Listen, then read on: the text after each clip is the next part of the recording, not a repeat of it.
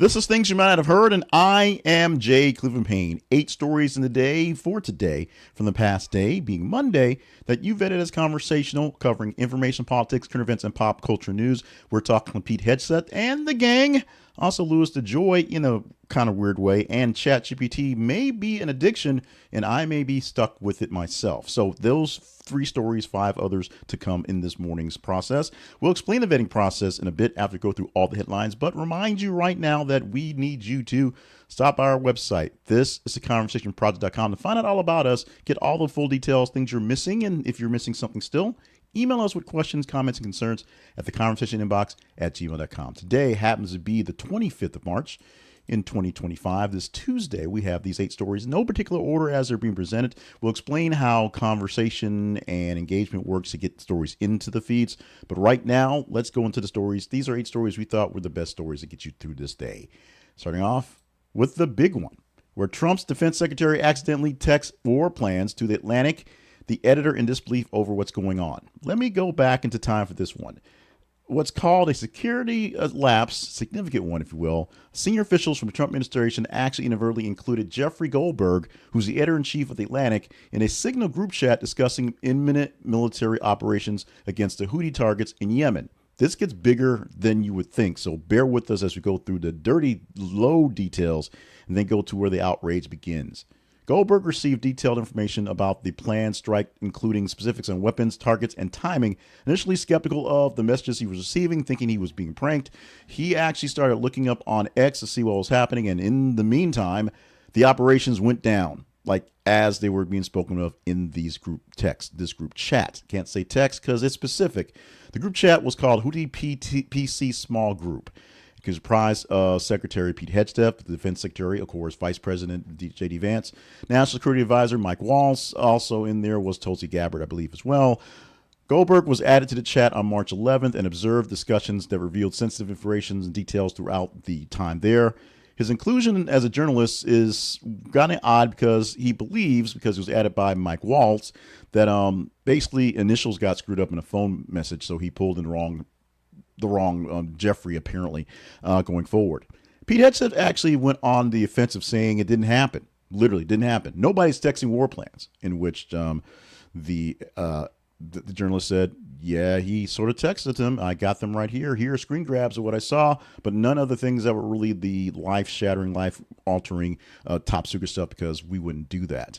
Which leads to the outrage that should be more of, but not quite there. Senate Minority Leader Chuck Schumer described it as one of the most stunning breaches of military intelligence. Legal experts suggested that unsecured messaging could be an issue. What about our emails? That, of course, violates the Espionage Act and, of course, various federal laws, including the fact that these things are public records that should be kept in case someone needs to go back and forth. They could be classified, but they're records that should be kept. Now, the bigger discussion happened in the group chats I had with my friends, former military folks, Air Force, Army, and whatnot. Basically, all of us saying the same thing. We'd have lost our security clearance for a whole lot less and been fired and not sent to jail or court-martialed in the process. What's happening to these guys?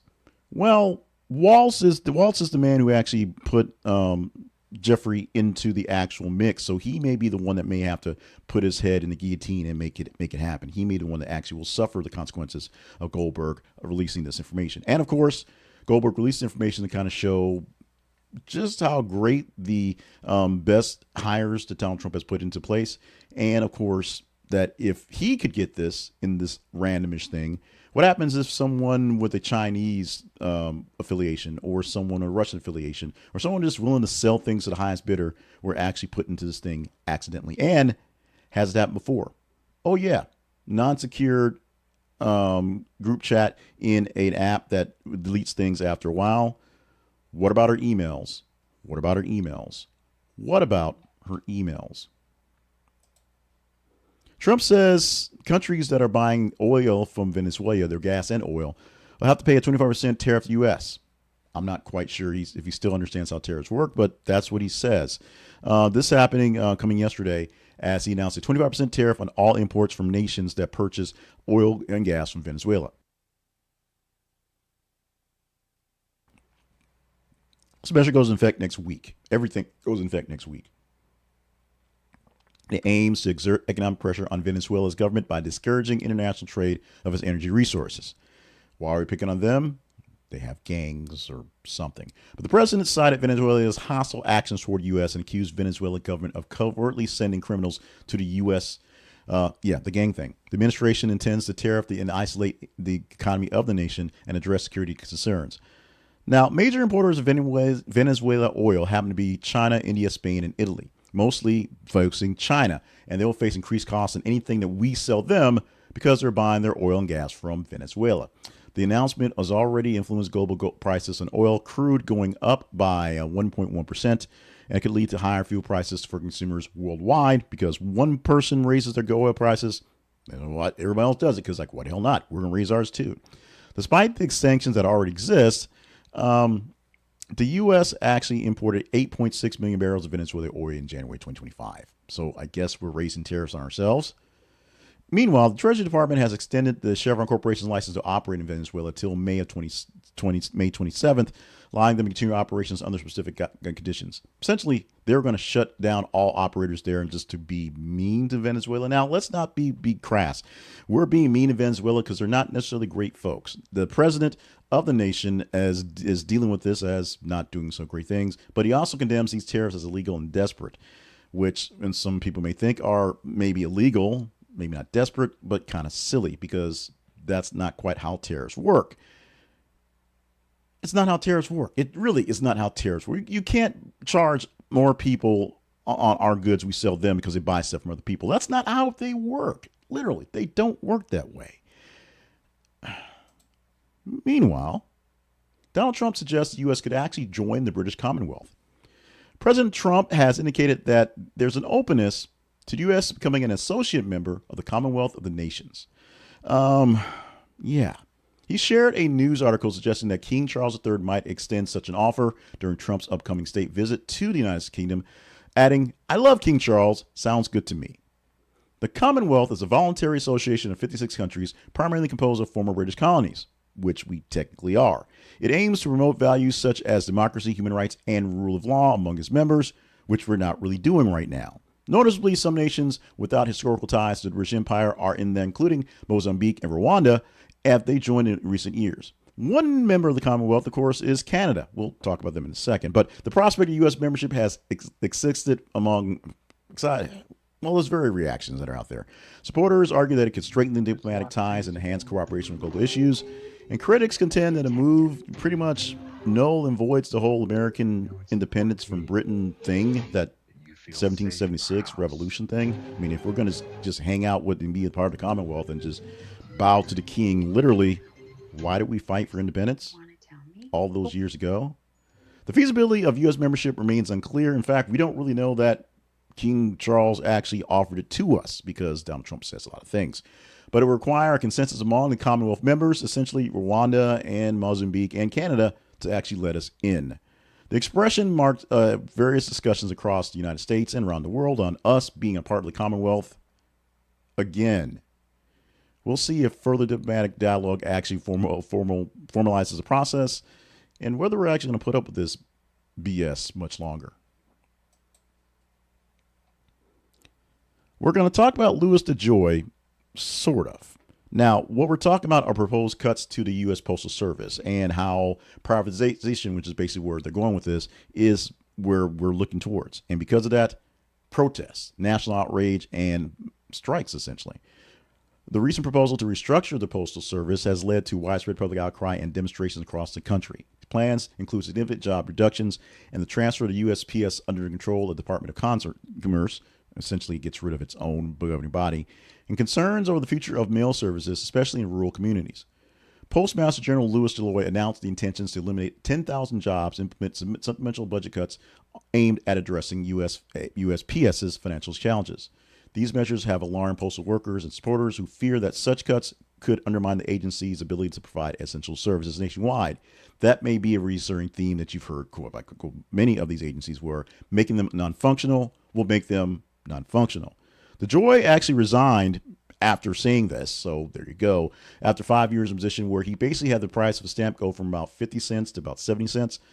And yeah, nothing really good happening in his tenure. But that was sort of the point. A 5-year tenure basically starting at the tail end of Trump's time and coming in now as well.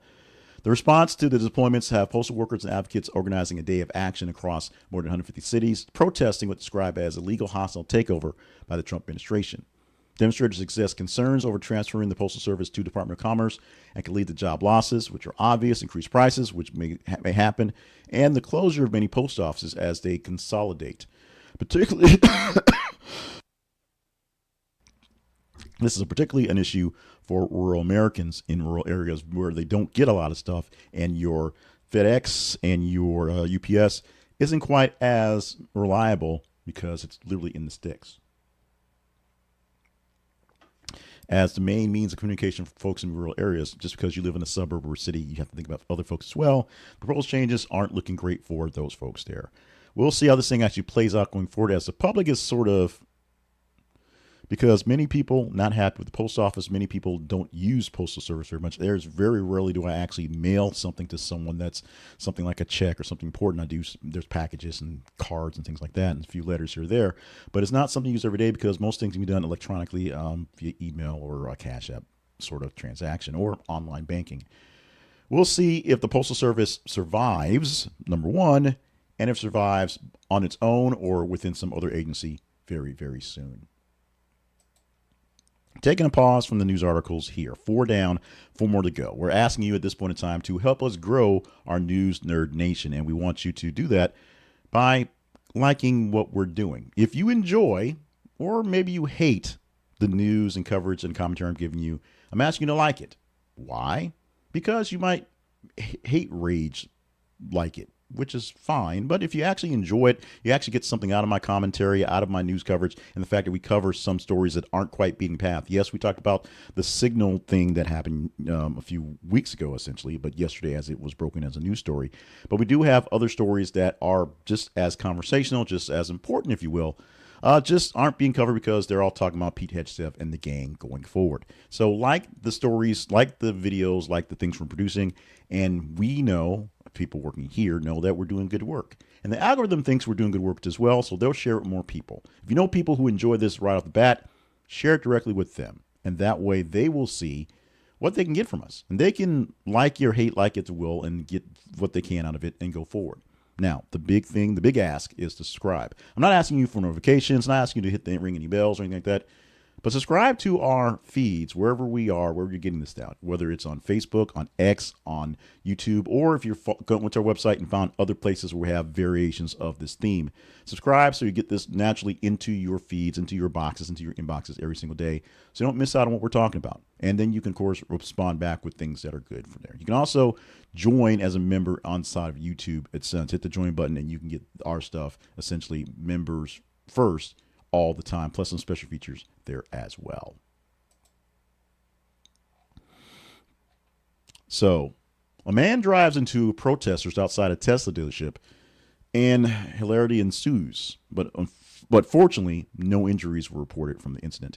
Happening a few days ago on the 22nd of March in Palm Beach County, Florida, a man drove his vehicle into a group of protesters assembled outside a Tesla dealership. Demonstrators were protesting Elon Musk and President Trump. No injuries were reported from the melee. The driver was identified as 44-year-old Andrew Dutil, allegedly drove his black Nissan SUV into a sidewalk where protesters were gathered, causing them to move quickly to avoid being struck. If you're watching the video, you see the picture of essentially the altercation right there.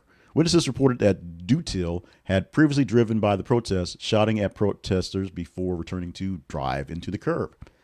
After the incident, Dutil exited his vehicle, claiming mechanical issues, and entered a Tesla dealership. Although he wasn't owning a Tesla, law enforcement arrived soon afterwards and took him to custody without further incident. He was arrested and charged with aggravated assault. He was transported to Palm Beach County Jail, awaits further legal proceedings going forward. The demonstration was part of a series of ongoing nationwide protests targeting Tesla and Elon Musk, particularly as a response to Musk's collaboration with Trump's administration through the Department of Government Efficiency, or the DOGE, if you will. The protests have been organized under movements such as Tesla Takedown and aiming to express dissent over perceived government outreach and privatization efforts, which is not a bad thing. But one of the backlashes of these protests, which are fine, is the people who are sort of cheering them on, which is not really the problem. But the people who are cheering for the protests, who are not actually bringing in any sort of good ideas, other than get rid of Musk, which is a pretty good idea to get started. But the flip side is they're not throwing Molotov cocktails and setting cars on fire. So there's that. There's that stuff. But the protests against Musk, Elon Musk, and Tesla itself to fight the powers that be in the government, they are illegal. They are good. They are great shows of how our democracy works, at least for the moment. They probably won't do very much in the long run and will probably actually attract more incidents like this in the future. Breaking news yesterday was the bankruptcy of 23andMe, I guess happening late in evening Sunday. And so Monday morning, people woke to, what's up with my DNA? What's going on? The bankruptcy was filed. The CEO will step down after the failed attempt to sell the company. Happening yesterday, the full sort of range of what went through.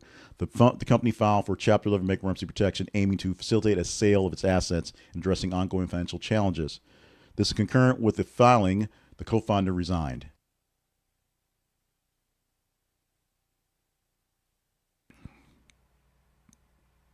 CEO Ann Wojcicki, Wojcicki.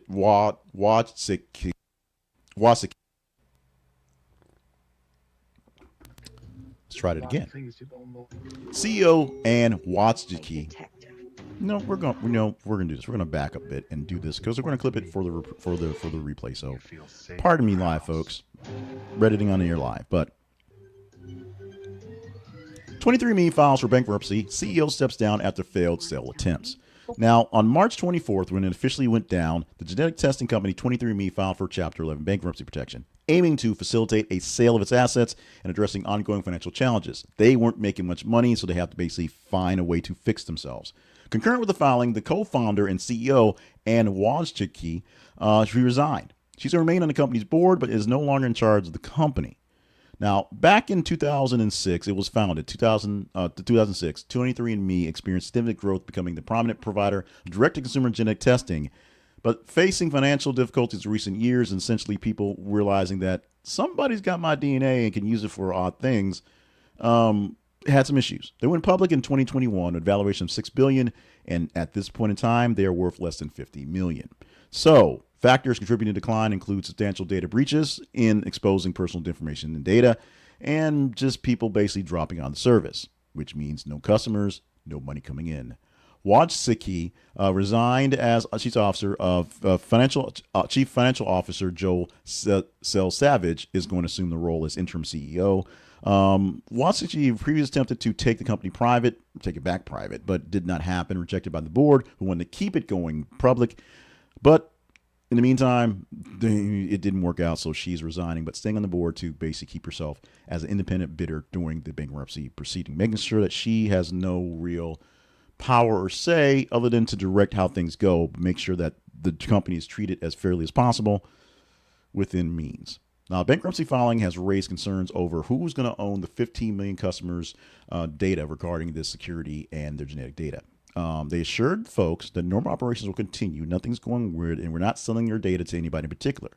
However, when they sell the company, it will be sold to some person or some company in particular. What happens with that? And with that, many attorney generals and many advocates are saying, delete your data now. Go to 23andMe right now and just delete your data, period, so that nobody's got your data. It's a move. It's a big move, but you have to kind of put it in perspective. Somebody's going to have your DNA data, and it won't be this company you thought you trusted because you already trusted them once and they leaked your data already. At number 7 this morning, NBC is asking for $7 million for 2026 Super Bowl ads. Early negotiations, of course. Get in early and get in for this cheap deal of $7 million. NBC Universal is initiating the early negotiations for Super Bowl LX. That's for February 8, 2026 at Levi's Stadium in Santa Clara, California. And 30 seconds will cost you $7 million on the early sale for here right now. If sales go great, prices go up. If sales don't go great, you might get a discount on the back end. But right now, the early sale is for $7 million. This is a rate that aligns with what they're seeking for Super Bowl LIX. Fox sought similar amounts. In some instances, they actually got 8 million per 30-second episode at the last minute due to higher than anticipated demand. But right now, thinking it's going to do what it's going to do, 7 million is what you're going to pay for an ad, a 30-second spot right now. Now, it's one of the significant broadcasts. You also get a bit of extra love to this, some bonus, if you will. 2026 has broadcasts with NBC doing the Winter Olympics and the All-Star Games, things like that. So there's a convergence of synergy and advertisers to get your voice out there. If you want to spend that $7 million, get a little bonus back and forth and be a part of these great things. Now, this is negotiation, so you may negotiate for something less right now, or you may wait a little while until they get desperate to fill, or they get almost full, and you'll pay more or less based on the negotiations. But if you want to get that deal in for a Super Bowl ad this year, right now, at the moment, and we are, yes, 10 months away, going right is 7 mil. And finally, researchers warn that ChatGPT power users may develop dependency or addiction. I'm not sure if I'm a power user, but I use it a lot, and I may be dependent or addicted. Recent studies have raised alarms about the potent nature of the actual app and the dependency for addiction and potential of that among frequent users of ChatGPT. Research conducted by OpenAI and the MIT Media Lab indicates that individuals who regularly engage with AI chatbot develop an emotional reliance, leading to decreased social interaction and increased feelings of loneliness. The studies observed that power users, those engaging with ChatGPT extensively, exhibit signs of providential use, including preoccupation and withdrawal symptoms. Such behaviors may mirror traditional addiction patterns, suggesting excessive reliance on AI interactions can negatively impact mental health and daily functioning.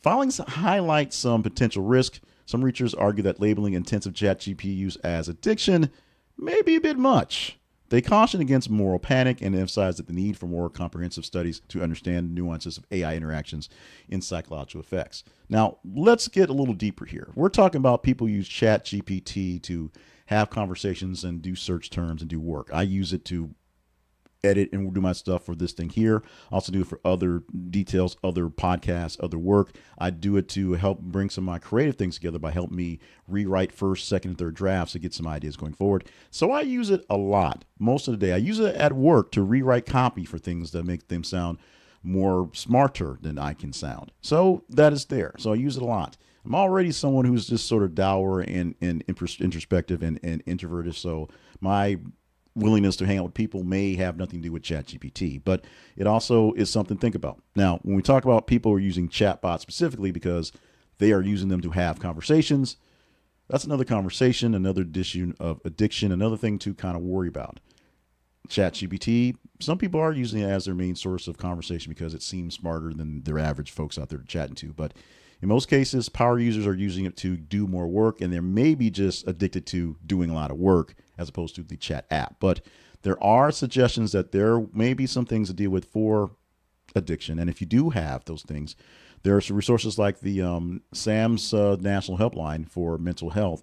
It's at 1-800-662-HELP, or going online to find them as well. As the technology grows and becomes more like what we do every day, it becomes something that is an everyday thing. We are also addicted to our phones, which has become an integral part of our lives, and we can't put those down as well in general, whether it's ChatGPT or emojis or whatever it is you're using on your phone. So take a thought up on this one. Keep up with the studies because it may be a thing. Right now, bit puber too, maybe.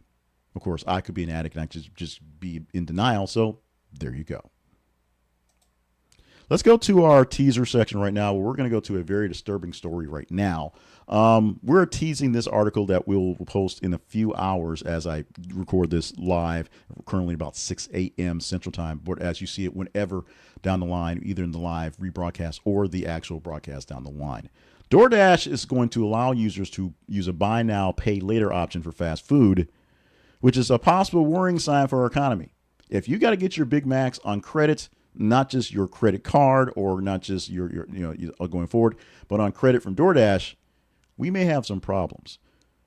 So how does the story get the chance to be when the story we talk about tomorrow? That's extremely simple. You have to tell me it's worthy. You engage in the story, and you are part of the crew that tells me what stories we're chatting up in the future. Go to our feeds on Facebook and X, facebook.com/This is the Conversation Project, x.com/th_conversation. Go to those websites and look at what we're posting out there. Follow us there as well so you don't miss out on us in your normal checks of those feeds.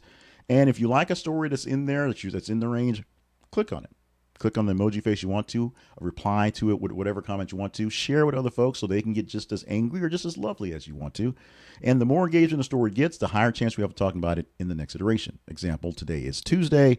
This is a Tuesday story. If it's high enough, we'll talk about it on Wednesday. Now, what we do is we take some of the top half worth of stories of a day, the top stories by engagement of the day, and we sift through those to get the stories, the 8 that we pick for you in those ranges. Tuesday through Friday, it's 8 stories. Monday, it's 10 stories. So we'll take the top half of stories, 15, 16 or so out of the 30 stories we get throughout the day today, and 8 of those will make the cut here. Now, if we don't make the right stories, it doesn't make the cut, email me at theconversationproject, email.com@gmail.com, and you can let me know which stories I should have pulled in there, or some story you may think of that I didn't actually put out there in the feeds that we're not covering yet, or we actually maybe covered it early on and we sort of lost track of it, so we think it didn't really register to you guys there. It's that simple. Your engagement tells us what we're talking about. Go to our feeds on Facebook and X. Let me know. Today we are again sponsored by Ground News, and Ground News will give you bigger perspective on the stories going on. Let me talk about personal perspective on stories going forward. As everyone was losing their minds over the Signal chat kerfuffle that was happening, Pete Hegseth eventually spoke out and said it didn't happen, not true. And the only story at Fox News is Pete Hegseth says it didn't happen, not true. Everyone else is reporting what they thought they heard from the reporter who said these words and showed some screen grabs.